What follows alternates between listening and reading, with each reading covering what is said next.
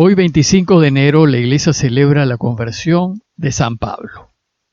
Pablo nació en Tarso, actualmente al sur de Turquía.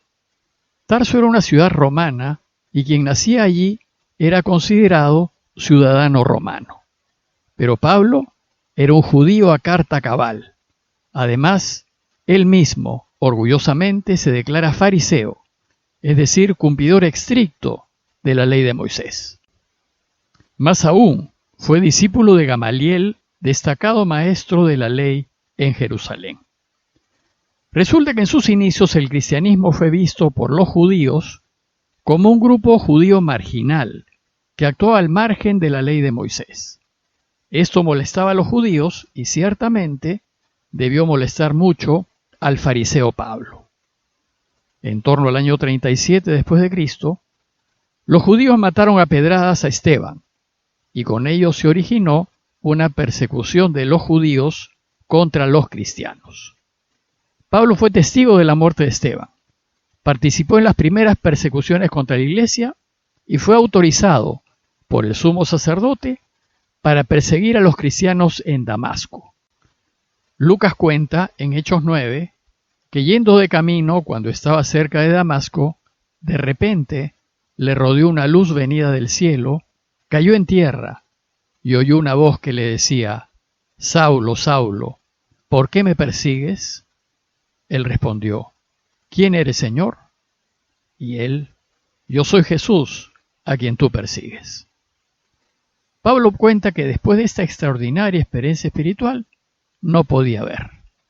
Lo llevaron a la ciudad y se pasó 3 días sin comer ni beber. Y entonces se le apareció un cristiano llamado Ananías, que le dijo: Saulo, hermano, me ha enviado a ti el Señor Jesús, el que se te apareció en el camino por donde venías, para que recobres la vista y seas lleno del Espíritu Santo.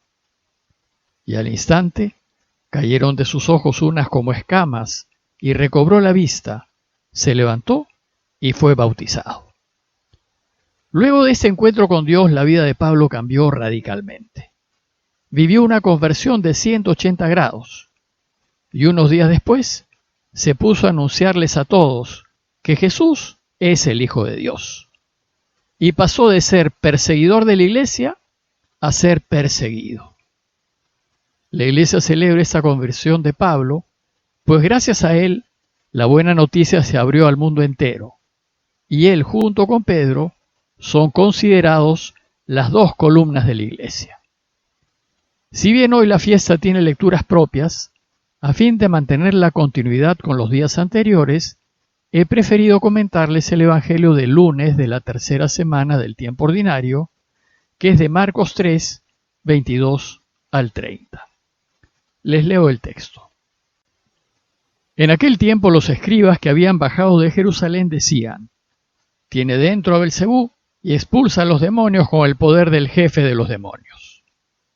Él los invitó a acercarse y les puso estas parábolas. ¿Cómo va a echar Satanás a Satanás? Un reino en guerra civil no puede subsistir. Una familia dividida no puede subsistir. Si Satanás se rebela contra sí mismo para hacerse la guerra, no puede subsistir, está perdido. Nadie puede meterse en casa de un hombre fuerte para robarse su ajuar si primero no lo ata, y entonces podrá vaciar la casa. Créanme, todo se les podrá perdonar a los hombres, los pecados y cualquier blasfemia que diga, pero el que blasfeme contra el Espíritu Santo no tendrá perdón jamás, cargará con su pecado para siempre. Y se refería a los que decían que tenía dentro un espíritu inmundo. En el último texto que comentamos, vimos que la propia familia de Jesús no solo no lo entendió, sino que consideró que estaba mal de la cabeza.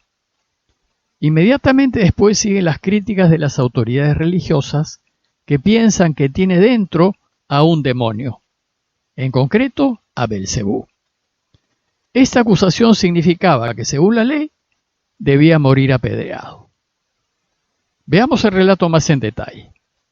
El relato inicia diciéndonos que los escribas que habían bajado de Jerusalén.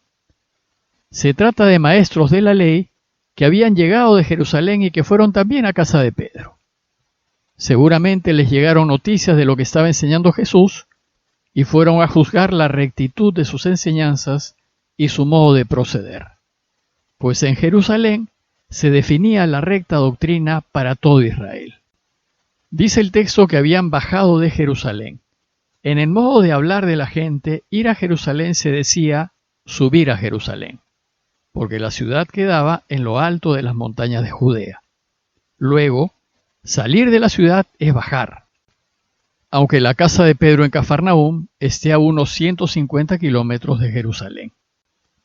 En casa de Pedro parece que Jesús no solo hacía curaciones, sino también exorcismos. Y los mismos escribas reconocen que Jesús tiene un poder contra el mal, pues expulsa a los demonios. Pero no quieren atribuírselo a Dios, pues sería reconocer la autoridad de Jesús y reconocer que viene de Dios.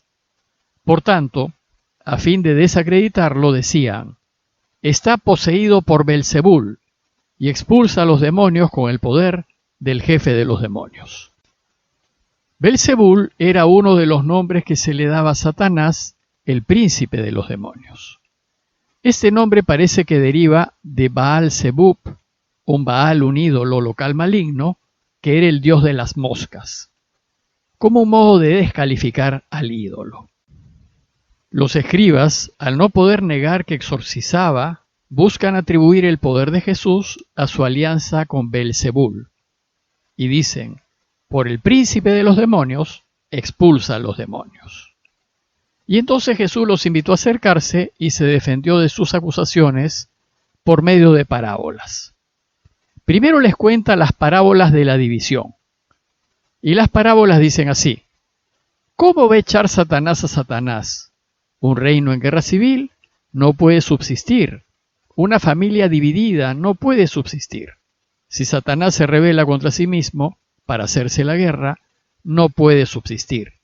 Está perdido. Aquí Jesús hace referencia a la división de un reino y a la división de una familia contra sí mismos. Y su argumento es la contradicción. Un reino o una familia no se pueden dividir, pues si esto sucede, el reino y la familia se parten y no se mantienen ni permanecen en el tiempo.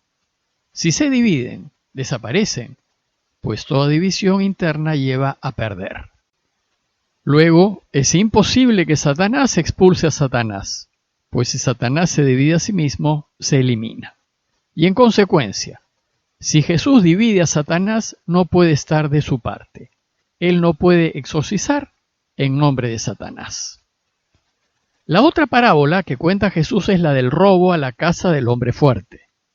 Dice la parábola: nadie puede meterse en casa de un hombre fuerte para robar su ajuar, si primero no lo ata. Después podrá vaciar la casa.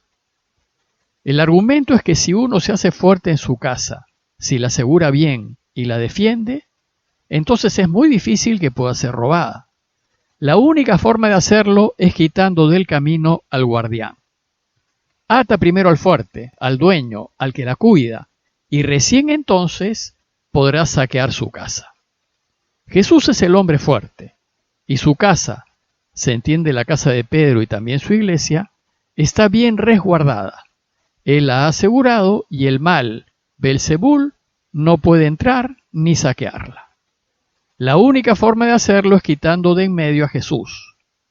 Finalmente, esto es lo que buscará hacer el mal, y Jesús terminará siendo injustamente crucificado.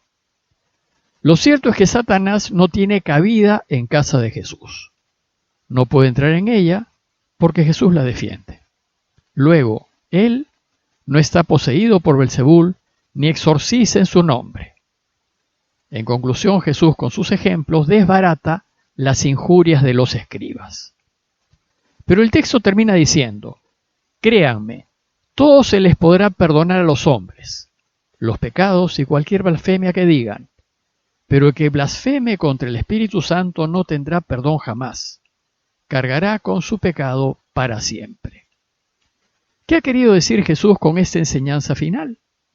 Primero, que Dios perdona todo pecado y toda blasfemia, por muchas que éstas sean. Se perdonará todo a los hijos de los hombres. Y segundo, si bien Dios quiere siempre perdonarnos, no puede perdonar lo que no reconocemos o no consideramos pecado. Y no lo puede hacer no porque no quiera, sino porque nosotros no reconocemos el mal hecho, y sin arrepentimiento no es posible el perdón. Jesús exorciza por acción de Dios y no por acción del mal, y sostener lo contrario es cerrarse a la verdad. Dice el texto que se refería a los que decían que tenía dentro un espíritu inmundo. Por tanto, atribuir al demonio lo que es obra de Jesús es blasfemia contra el Espíritu Santo. Y este pecado contra el Espíritu Santo consiste en esa cerrazón del corazón, en esa soberbia que te ciega la razón y que te impide distinguir entre bien y mal, y hace reafirmarte en tu mal. Es no aceptar que están acusando injustamente, que están cometiendo blasfemia. Es esta actitud de no aceptar la verdad lo que impide todo perdón. El problema es que los que lo acusan no quieren ver el actuar de Dios en los actos de Jesús. Y sin el reconocimiento de una injuria no puede haber perdón.